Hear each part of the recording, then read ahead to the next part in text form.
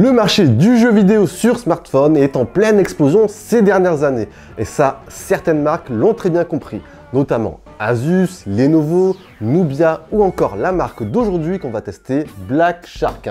Cette marque, on en est déjà à sa 4e itération.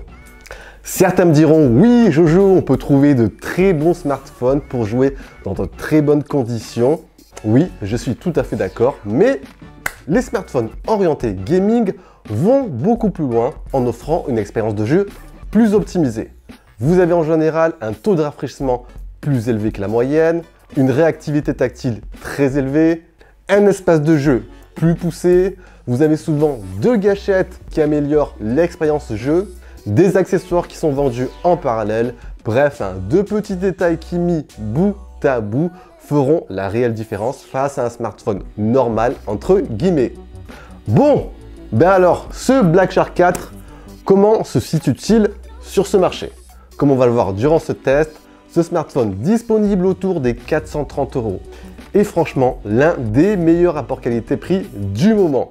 Petit aparté au passage, si tu ne l'as pas encore fait, pense à t'abonner, activer la petite cloche de notification, comme ça on fait grandir la chaîne tous ensemble.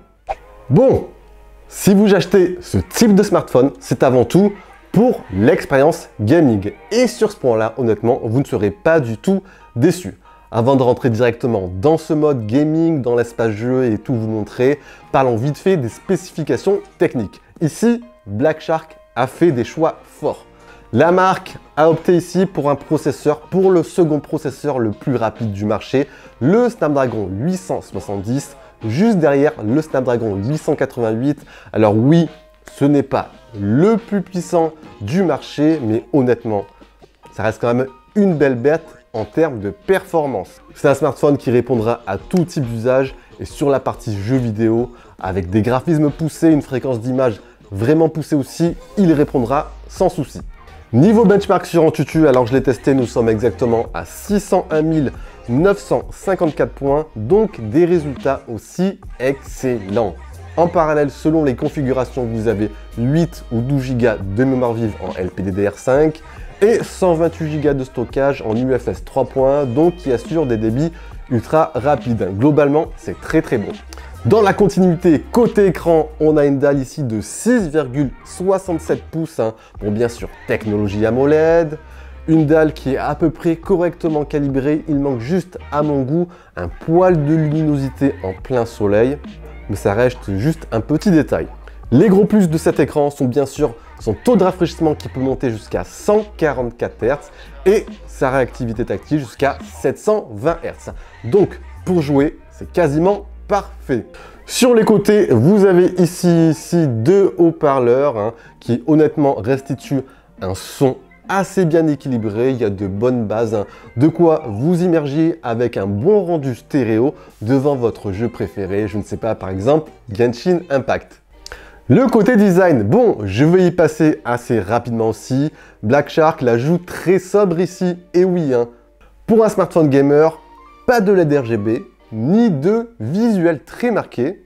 Et oui, on se contente ici d'un petit S centré juste ici, ainsi qu'un motif holographique. Bref, Black Shark la joue plutôt discret. Ça change un peu des smartphones qu'on a l'habitude de voir sur ce créneau-là, des smartphones très marqués, avec pas mal de couleurs, etc.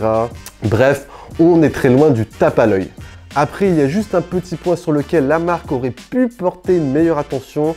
J'aurais aimé pour ma part un dos en verre à la place du plastique qu'on retrouve ici. Bon, après, l'avantage du plastique, c'est que vous aurez un smartphone pas très lourd pour jouer durant vos sessions de jeu. Passons au mode gaming. Alors, comme tout bon smartphone de gamer, ce Black Shark 4 intègre aussi son espace jeu. 2 possibilités pour l'activer. Vous avez soit l'application Shark Space juste ici, ou seconde possibilité, vous l'activez en passant par les 2 gâchettes juste ici. Hop, on les active et on appuie simultanément. Avec la petite animation, si c'est pas la classe tout ça. Vous retrouvez ensuite vos jeux. Bon bref, moi j'ai installé ici Genshin Impact, PUBG. On aura la possibilité dans son espace de jeu de paramétrer certains réglages comme des paramètres de raccourci lorsque vous allez jouer en temps réel. Vous allez pouvoir rejeter vos appels, bloquer vos notifications, la luminosité, vider votre mémoire, enregistrer vos parties. Vous avez également le réglage Game Studio avec la possibilité d'activer l'assistant jeu, d'autres paramètres. Bref, des réglages à configurer selon votre usage. Allez, on va lancer ici Genshin Impact. C'est parti! Nous voilà en temps réel sur Genshin Impact. Alors, vous avez la possibilité, bien sûr, vous avez votre espace jeu juste ici avec pas mal d'indications.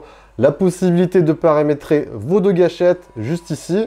Donc ça, c'est l'une des grandes forces de ce smartphone. C'est vraiment un gros plus par rapport à un smartphone lambda entre guillemets. Vous avez aussi la possibilité d'activer, enfin de paramétrer, comme vous le voyez ici, hop, les performances, l'affichage. Moi, j'ai opté ici pour un affichage haute qualité. J'ai tout mis au maximum. L'audio, le tactile, bref, c'est vraiment complet.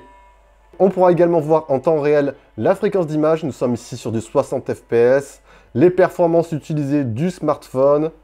Bon, bref, c'est vraiment complet. Black Shark ne réinvente pas la roue, mais nous offre des options, des réglages qui vous offriront une expérience de jeu vraiment optimisée. Et ça, c'est encore une fois un des points forts du smartphone. Vous l'avez vu en thème d'expérience jeu après, bon, j'ai joué ici en particulier à Genshin Impact. J'ai mis les graphismes, enfin la qualité graphisme au maximum, les FPS aussi, et le jeu tourne vraiment parfaitement, rien à redire. On notera juste un poil de chauffe, mais après ça reste tout à fait normal. Tenez, vu qu'on parle de chauffe, si vous désirez aller un peu plus loin dans votre expérience de jeu, Black Shark propose aussi en parallèle des accessoires. Vous avez notamment la possibilité d'y ajouter un refroidisseur, la possibilité d'ajouter aussi des gros boutons physiques, en fait des grosses gâchettes sur les côtés. Bref, pas mal d'accessoires, de quoi transformer votre smartphone en véritable console de jeu portable. Niveau autonomie, le smartphone embarque une batterie de 4500 mAh. Alors honnêtement, on est à peu près dans les normes, c'est ni excellent ni mauvais. Si vous jouez modestement, vous aurez de quoi tenir à peu près une journée, voire un tout petit peu plus. Après, si vous jouez, si vous êtes du genre hardcore gamers, il faudra passer un peu plus souvent par la case recharge. Tenez, en parlant de recharge, Black Shark envoie du très lourd ici. Le smartphone sera vendu avec un chargeur rapide 67 watts. Il vous faudra à peu près 25 minutes, voire un tout petit peu moins pour recharger votre smartphone de 0 à 100%. Mais pour celles et ceux qui désirent aller encore plus loin, le smartphone est également compatible avec la nouvelle recharge rapide 120 watts de Xiaomi. Et oui, n'oubliez pas, Black Shark est une filiale de Xiaomi. Avec ce chargeur vendu séparément, il vous faudra seulement 17 minutes pour recharger complètement votre smartphone. Si c'est pas du rapide tout ça. La partie photo-vidéo. Alors oui, la partie photo en général ne fait pas partie des points forts des smartphones gamers. En l'occurrence ici aussi, mais ne vous inquiétez pas, vous aurez tout de même de quoi tirer quelques clichés tout à fait corrects. Ici, en fait, on a exactement la même configuration que le Poco F3, un de ses cousins, une autre filiale de Xiaomi. Vous avez un capteur principal de 48 mégapixels, un ultra grand angle de 8 mégapixels et un mode macro de 5 mégapixels. Alors dans les faits, les photos que j'ai pu prendre sont avérées satisfaisantes. Vous avez une bonne netteté, une bonne gamme dynamique. On notera juste des couleurs légèrement trop vives, mais ça reste au global correct. L'ultra grand angle est également bon, mais souffre des limites qu'on peut retrouver sur ce genre de capteur, distorsion, perte en qualité, une colorimétrie qui diffère du capteur principal, mais au global, ça reste honnête. Quant au mode macro, personnellement, je reste encore une fois pas très fan du tout. Les amateurs de vidéo pourront également filmer jusqu'en 4K 60 images par seconde avec une très bonne stabilisation EIS, même en 4K. Donc ça, c'est un bon point à noter. Quelques petits points que je n'ai pas abordés durant ce test. Alors ce smartphone tourne sur l'interface Joy. C'est en fait un dérivé de l'interface MIUI de Xiaomi. avec un changement au niveau du visuel et quelques rajouts au niveau des réglages, un espace de jeu et compagnie. Bref, pour les habitués de Xiaomi, vous ne serez pas du tout perdu. Une interface complète avec pas mal de personnalisation possible. À noter que le smartphone intègre une prise jack, donc ça c'est plutôt cool pour les mélomanes, qu'il est compatible Wi-Fi 6, compatible 5G. On notera juste l'absence d'une carte microSD pour étendre votre stockage et de l'absence du NFC. En résumé, si vous cherchez le smartphone gaming du moment, le plus accessible, avec des performances solides, les petits plus de ce genre de smartphone comme les 2 gâchettes, un très bel écran et de la recharge ultra rapide, ce smartphone est sûrement fait pour vous. Et voilà les amis, on a fait un tour complet de ce smartphone. Si vous avez des questions, n'hésitez pas. Si vous êtes déjà l'heureux possesseur de ce smartphone, n'hésitez pas à faire un retour de votre expérience. Ça peut en aider certains d'entre vous. Si vous avez apprécié la vidéo, on envoie un gros pouce bleu très important pour le référencement. On partage également la vidéo. Et sur ce, on se dit à la prochaine. C'était Jojo. Prenez soin de vous. Allez, ciao ciao!